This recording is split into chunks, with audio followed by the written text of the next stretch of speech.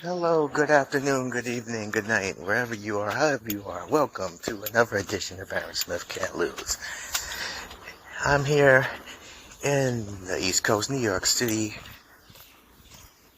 It's a Sunday, June 11th. It's muggy out here on a blistery, not a really hot, muggy day. Supposed to be 84 today. And as I'm walking and feel like it's gonna be one of those really dry, stagnant days that you just lay under the AC and you're gonna be cool, but can't do that. Gotta go to work. Gotta support the family. So anyway, a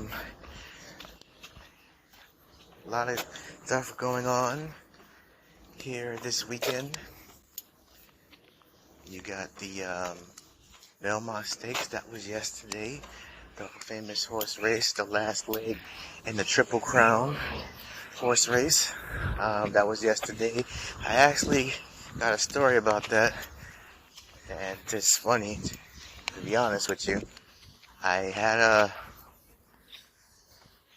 on my way to work, and it seems like every time there's an event or a special event, there's always something. The trains are always jacked up. Nobody tells you anything. It's always last minute. And it seems like nobody wants to let you know what's going on. And every time I go out, I check the weather and make sure that everything's everything with the trains. But they were just messed up yesterday. Like, I don't know what happened. I usually take the Long Island Railroad out here. For those that don't know, the Long Island Railroad is like an express train service, especially if you live where I am at in Queens. You can get easily to your destination, whether it be Lower Manhattan, Brooklyn, other parts of Queens. It's very accessible. You have the MTA, which there's the regular train service out here. So I do that to get to work. But it was very messed up yesterday. It wasn't so bad.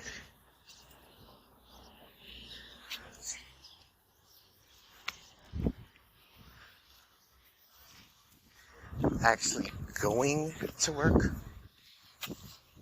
but coming back was a pain in the ass. And then I forgot about the Yankee game that was last night. They're playing the Red Sox. And the train was crowded. And then you have all these people puking and pissing on each other and laughing, giggling, like skunk drunk, if you will. And I'm like, just want to get home.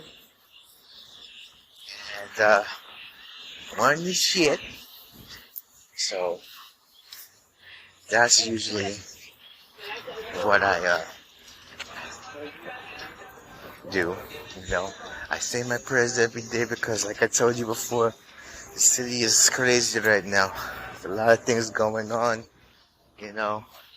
and you gotta stay prayed up.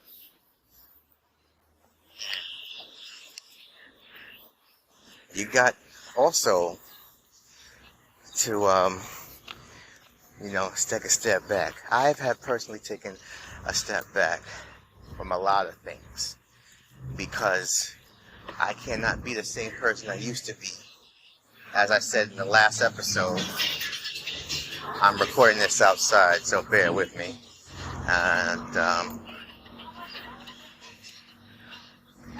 you're going to hear cars going by, you're going to hear people talking, so probably edit that out later. Maybe not. This is Aaron Smith Can't Lose. It's a podcast. We just go off the top of our head. We just don't have no filter. We don't have no format. We just do what we do. For the ones that have been listening a while. But, yeah. So,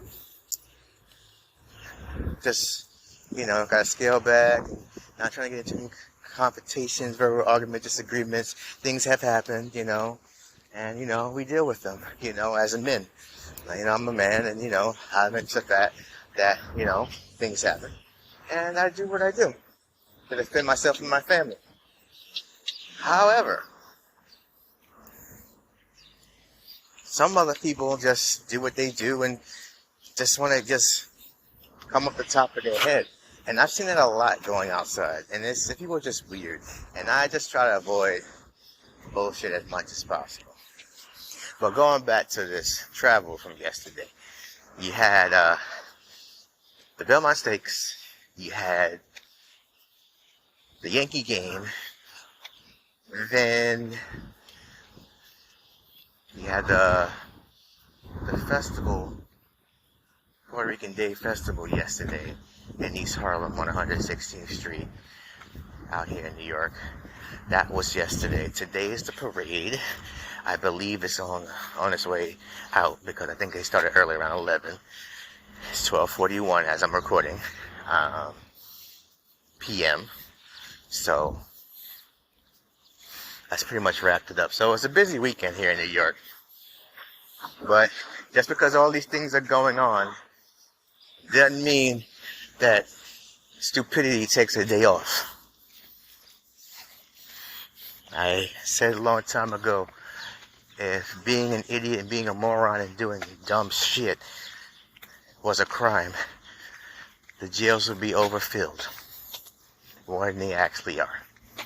But, to those out there in New York and everywhere, just stay safe out there and just watch your ass, because, anyway.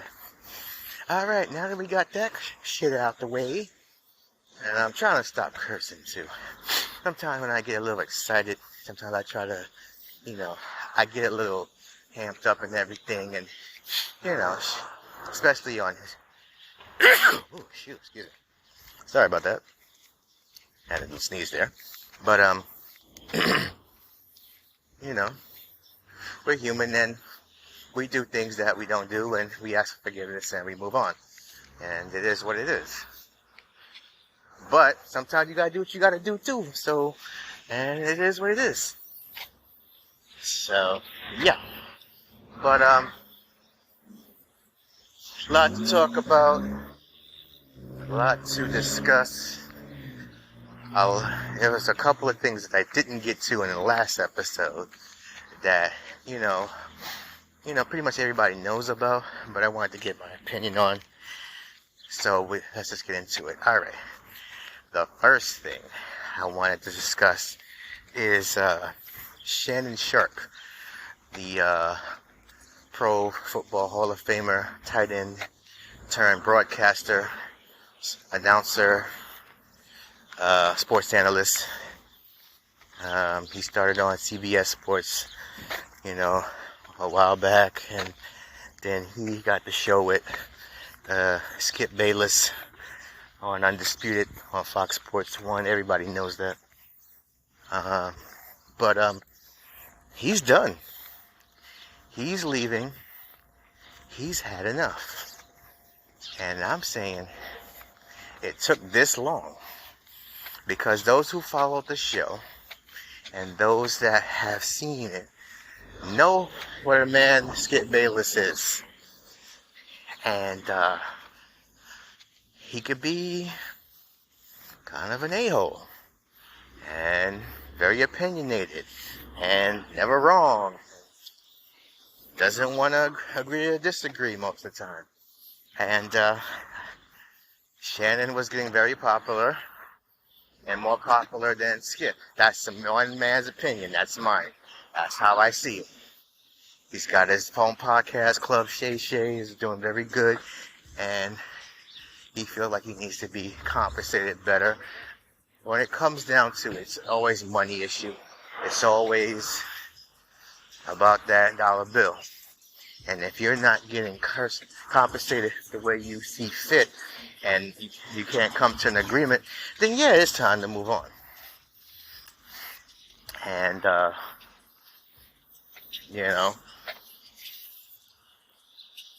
I don't know what their Fox Sports is going to do, because that interaction between those two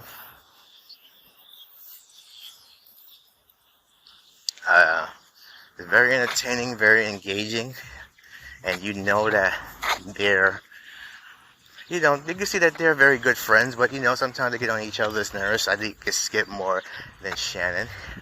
I see he's the more reasonable one, and the camel back that the straw broke, I think, was that argument they had a while back ago when he said he wasn't as good as Tom Brady, and it got heated, and Shannon took his glasses off, and Skip said, "Put your glasses back on," and everybody's saying that Shannon got punked. I say, no, he was just doing what he was supposed to do, was to not act a fool in front of people. Because as antagonizing as Mr. Bayless is, and has been, he is just that type of person. It seems to me that he's just, hey, first of all, he has control over that entire show. I did my research. He has a say in what topics go down. He has a say in what needs to be said. He has the first and the last. No one can tell him anything. That's in his contract. That's in his deal, to make the most money. But this all comes back to a bunch of people who've had an opinion on professional sports, have become a sports journalist or a writer, and think they know everything that is to play professional in any type of sport. College is completely different. Some of them have played college. I know Skip Bayless has. It's a whole different ballgame. I've done stand-up comedy. I've done podcasting. I have no experience in sports,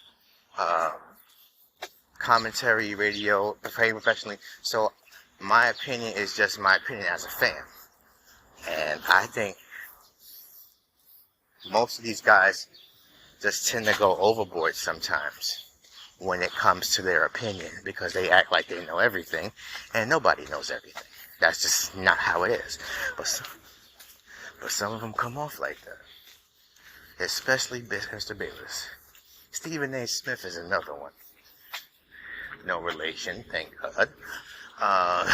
But I just, he is like the fakest, Knicks fan I've ever seen in my life. Girl, no. And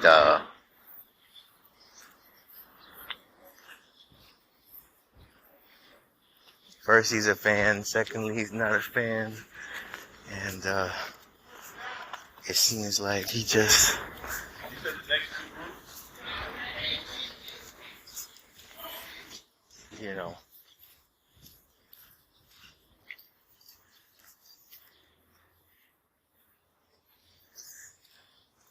like that last playoff series that they lost in Miami, a couple weeks ago.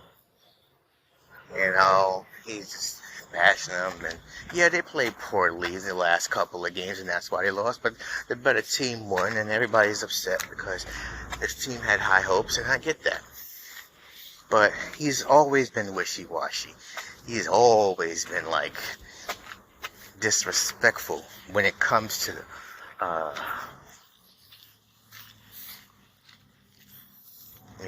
his opinion. And him and Skip Bayless used to work together on ESPN, on that show First Take, which he's on now. The Nick Wrights and the Chris Broussards of the world. These are all a bunch of people who can never do what any of these professional athletes have done on their level, regardless of accolades. And that's why they do the job that they do, is run their mouth. I'm all for that. I do that on my show. But when you come off a certain way and you do things like that, and then you go ahead and you make it like it's somebody else's problem, that they don't play the way that you do, and you don't do the things that you do. Like, that's the problem that we all have as society as whole, is that everybody can run their mouth about stuff that they don't know. And that shit needs to stop. And on that note, I'm going to take a little break. And we're back. Aaron Smith can't lose. So, a lot has happened. This is the last time I recorded. It was about a week and a half ago. Celebrated my first Father's Day Sunday, and that was, surreal to me. And I had a good time. Family came. It was pretty cool. Just, spend time with my wife to be and my daughter, the great grandmother of my daughter. My grandmother came. It's pretty cool. And we thoroughly enjoyed ourselves. And, and the next day was Juneteenth. That's obviously the actual day where the people, black people, didn't know they were free for a whole 3 years. Emancipation Proclamation was in 1863, and Juneteenth was in 1865. So yeah, Google it. I'm not, yeah.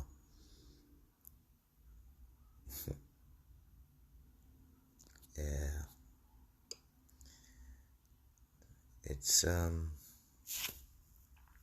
so much going on, and it's kind of hard to just keep up with everything and all this news, and I'm just gonna just censor it a little bit about what's really going down, in my opinion on it. I think last episode we did talk about Ja Morant, Memphis point guard Ja Morant, who for the second time was caught on video, social media, Instagram, playing with guns again. Well, this time it cost him. The first time was 8 games in rehab. Well, this time it's 25 games. And I think he got off light. I mean, realistically, if I was Adam Silver, the NBA commissioner, I'd have suspended him for the whole year. Let him learn his lesson. I mean, what's to say this guy don't do it again and then hurts himself or somebody else? You want to have a gun, that's fine, but be a responsible gun owner. Don't be waving it around like it's a toy. That's my only argument. And then you got these people, these ones defending him about, oh, you don't know how it is, a young black man, and being money and having money and being a celebrity. That's a crock of shit. First of all, I was a young black man. I didn't have a lot of money, and I still don't, but I don't need a gun to defend myself. And even then, for a celebrity and all that, who has resources to have people protect himself.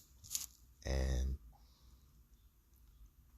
I think that's just the dumbest thing I've ever heard in my life. I forget who said that, but you also got the Players Association, basically the NBA union for the players, talking about this is unacceptable and it's too harsh and all this other stuff. That boy got off light. 25 games. Okay, the season starts in November, so he'll be back a little after the All-Star break. You know, you gotta have consequences. You can't just go around doing stuff, especially knowing that you on a world stage. NBA is a corporation. Like any job, you break the rules, you have to be punished. I have a job. If I don't do what I'm told, I can get suspended or lose my job. So there's no excuse, you know. And if he wants to be a responsible gun owner, then let him. Let him do the right thing about that. You know, get a license and carry it. If he wants to shoot off guns and all that, you got money, you're a millionaire. You can put a whole range in your house or go to one and all that. This is just stupidity. It's what happens when you're young, you're immature, and you don't know what to do with yourself. And then you got these friends, I guess if he wants to call them their friends, that encourage that behavior. And I said that before, if that's the case, then he needs to find new friends. That's just the bottom line. Alright. I hope this is it. I hope this basically says, to the job, like, hey, this is costing me money, cost me my Powerade deal, because he had a Powerade deal that was gone. They saw that last incident. It was like, nah, that almost cost him his shoe deal with Nike, but they said they're going to stand by him, which is fine. I mean, I believe in second chances. Hell, I've messed up a whole lot of times. We all do, we human. But, you know, hopefully that, God willing, this man will, you know, simmer down and be like, hey, I can't do this again, because next time it might not be as good as I think it'll be. He may not get off like next time. Next time might be the season or indefinitely or whatever have you. And if you're going to do something, do it offline.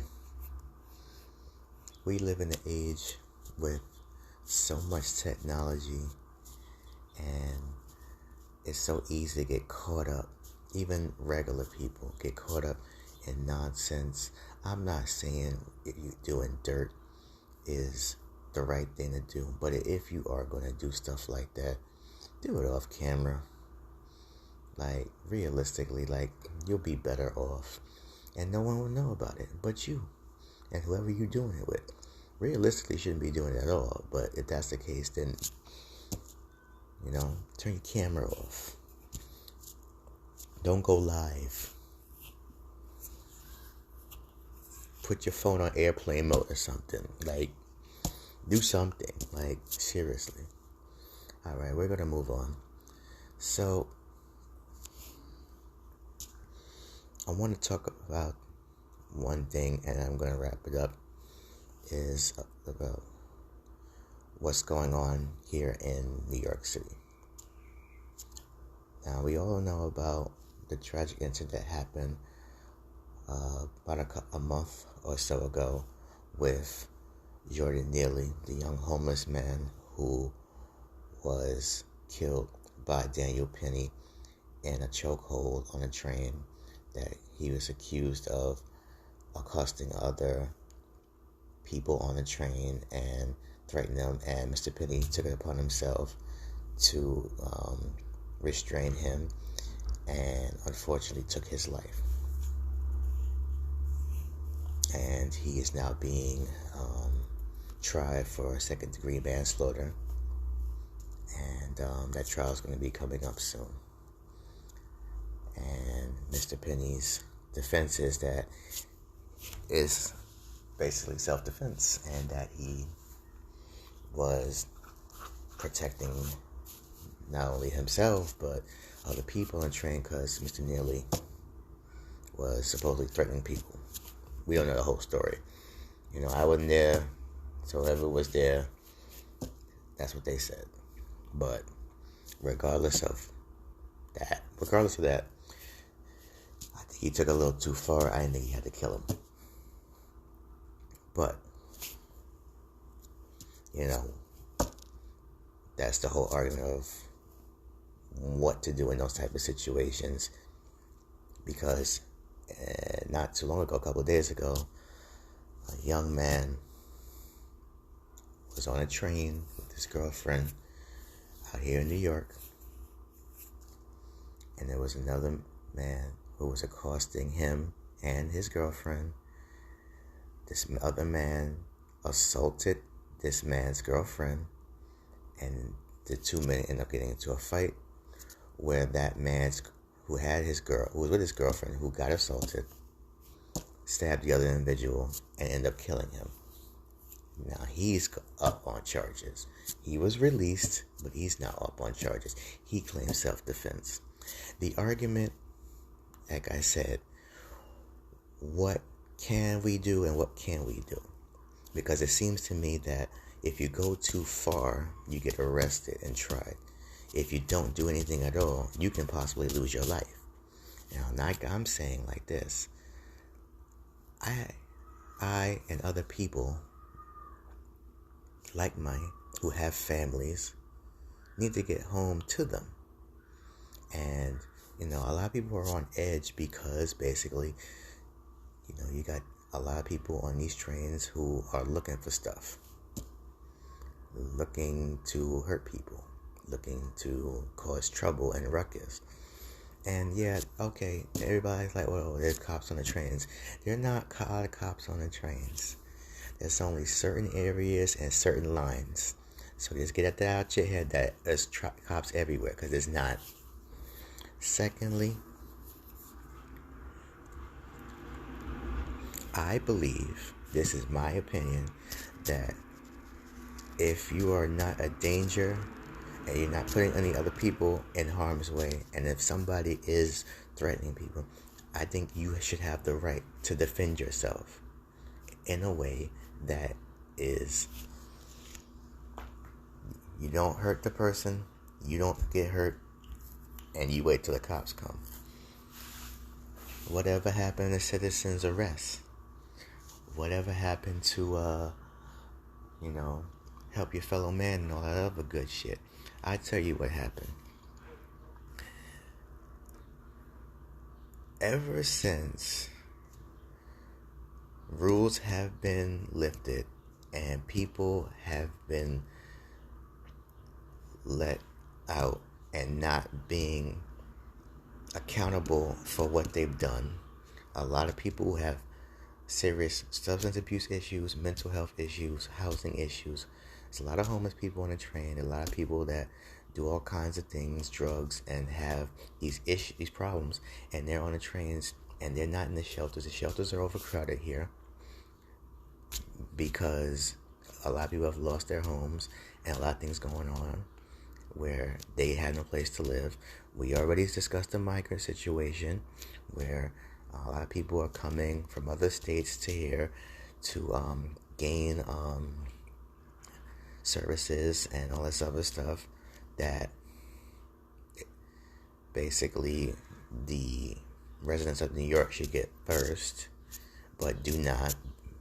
And that just makes it worse, because it's not necessarily the migrants' fault either, but also it doesn't help issues because they are just adding on top of the other problems that we already have. And that's all by design, I believe, because unfortunately you got these people who are in power, who don't know what they're doing, and they're not helping. And the cops who are supposed to protect and serve are pretty much following this man's orders and not doing what they're supposed to do. And everybody's fending for themselves. Everybody has to put something on them. Everybody has to have something on them to defend themselves. Everybody has to do something that they don't want to do, but have to do to survive. Like, what kind of shit is that? I mean, you just had the police commissioner of New York, Keechant Sewell, the first African American and first female to run the largest police in the nation,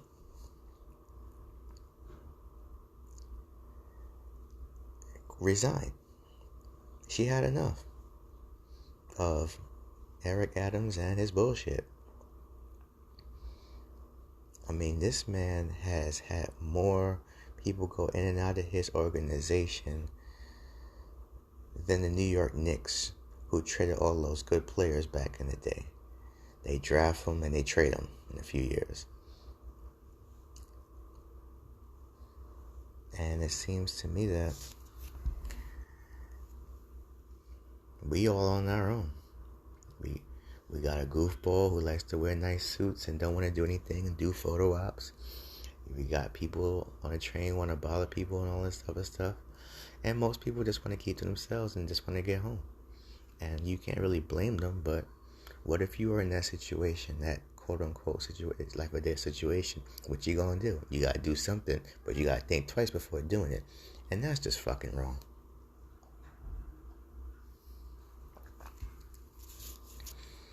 It's wrong. All I know is I gotta get home to my family. And I hope to never get in that situation. But gotta do what you gotta do to get home. And it's,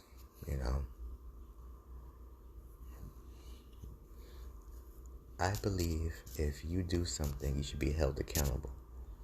That's including myself. Anybody should be held accountable for their actions. If you're responsible, if you're in a position of power, you should be responsible. Just like Mr. Penny should be held responsible for his actions. He was in a position of power to defend everybody and themselves, and he should have did the right thing, and he did not. Even if he restrained that Mr. Neely, he shouldn't have done it to the point where he took his life. That's abuse of power. As for the other gentleman, that's just about one and the same. But in that instance, it was either, I really can't say that because I'm gonna go back, because in that instance, it was a fight between the two. Did he take a little too far? I don't think so either. I really can't say that because, it's basically kill or be killed in that situation. But both are tragic, both are dead wrong, and everybody's life has changed forever. My man lost his life because obviously he wanted to cost people. And we're in the age of fuck around and find out. And it's gonna be a wild summer. I really know it. I already said it to my wife and fiance that if we're gonna do something, we just gonna do it nice and early. Take our daughter out and come back, because being outside, innocent people are getting hurt for no reason. And God forbid anything happens to her or my daughter, they're gonna be hell to pay. And yeah, watch your ass out there. And it's just not New York, it's everywhere. Yeah.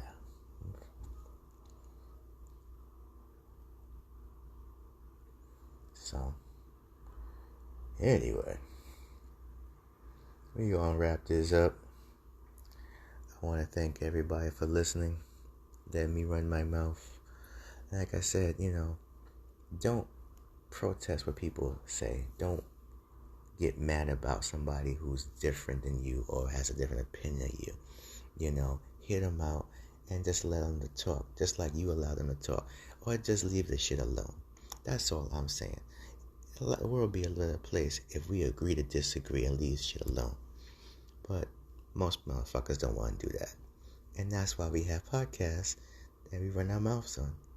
But other than that, I'm going to talk to you guys and see you in the next episode of Aaron Smith Can't Lose.